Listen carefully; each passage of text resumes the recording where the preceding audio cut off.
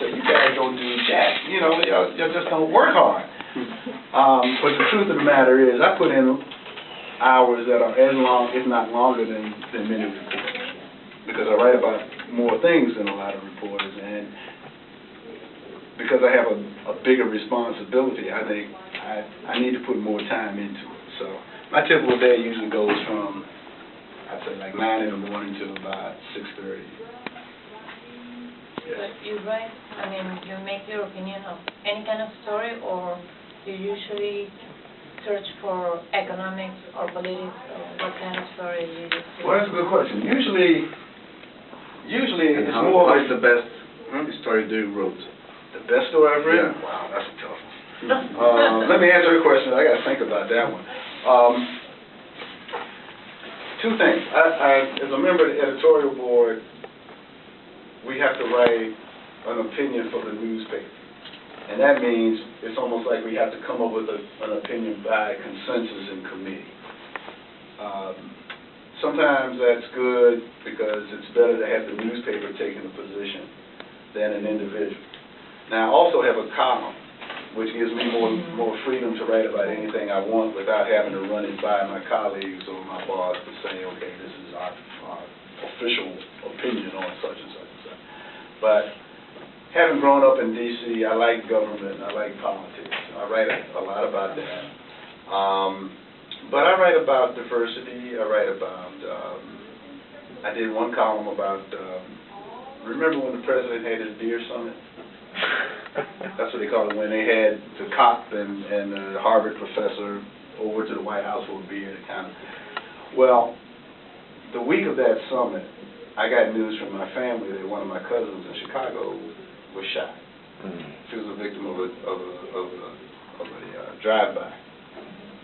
And so my mind wasn't on the beers, suddenly the issues of racial profiling, which is an important issue, just didn't seem to have, that whole beer summit thing just wasn't important to me, because I had a cousin who was basically in intensive care fighting for her life.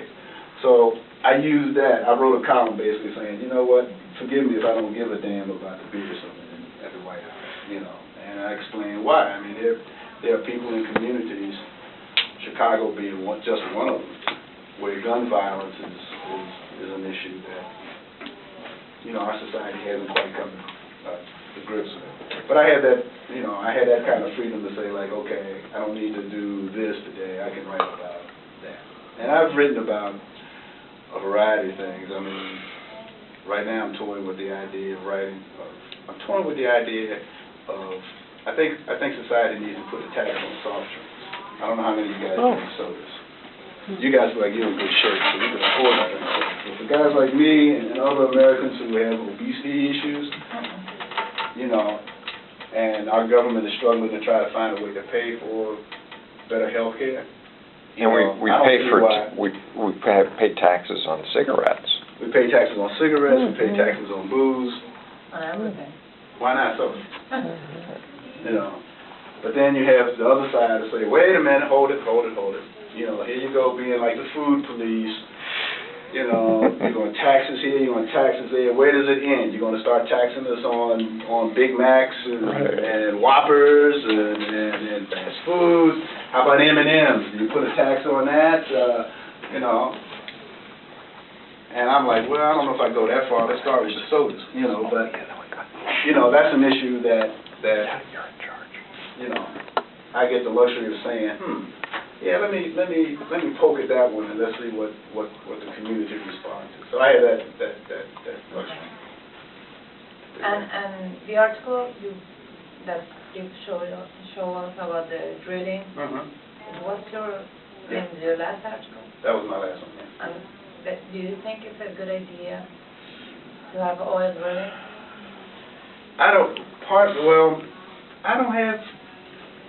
I'm still wrestling with that one. I'm trying to make up my mind on it. I would say I'm leaning no, because I don't think that, I don't think that the safeguards are, I'm not sure if the safeguards will be there.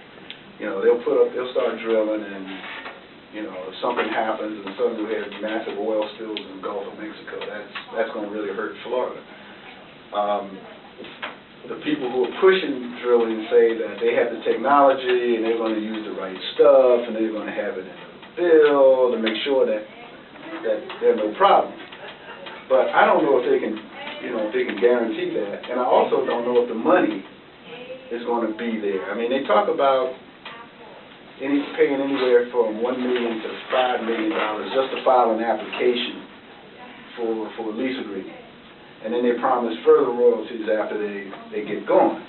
Now, for the state of Florida, that's a lot of money, because Florida is one of these states. We're not as bad as California, but we got money problems in this state.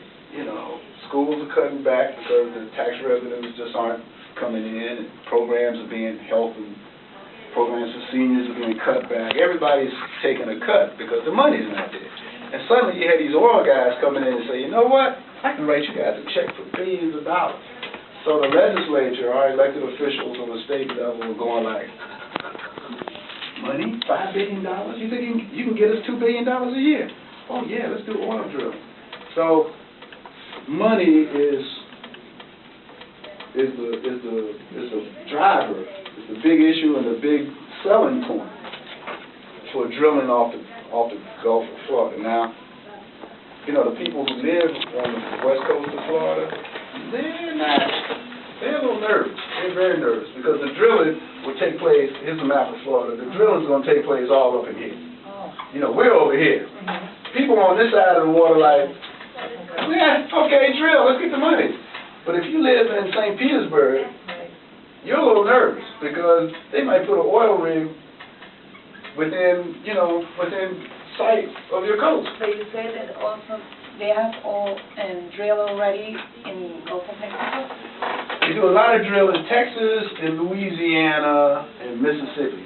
This area right up in here, whole bunch of oil rigs and natural gas. Now, I don't know how many of you have ever been to Texas or Louisiana and seen that.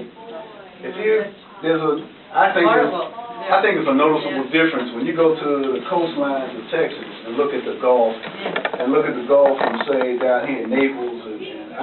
It's nicer over here than it is over there. And a large part of that is due to not only the drills, the rigs out here in the water, but all the pipes and stuff they have to lay to get the oil and natural gas off the rigs and onto the shore. That's kind of messed up the environment over there. But it's brought Texas a lot of revenue through oil. Same with Louisiana.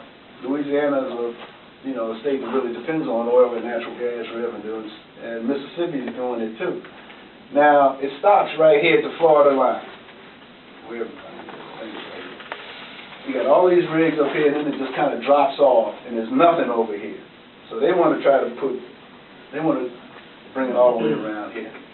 So, but do you think that drilling is the only solution to the No, problem that with the money we have problem? now? Yeah. No, I don't think it's the only solution, but it's one that, at least on paper, promises the bigger results.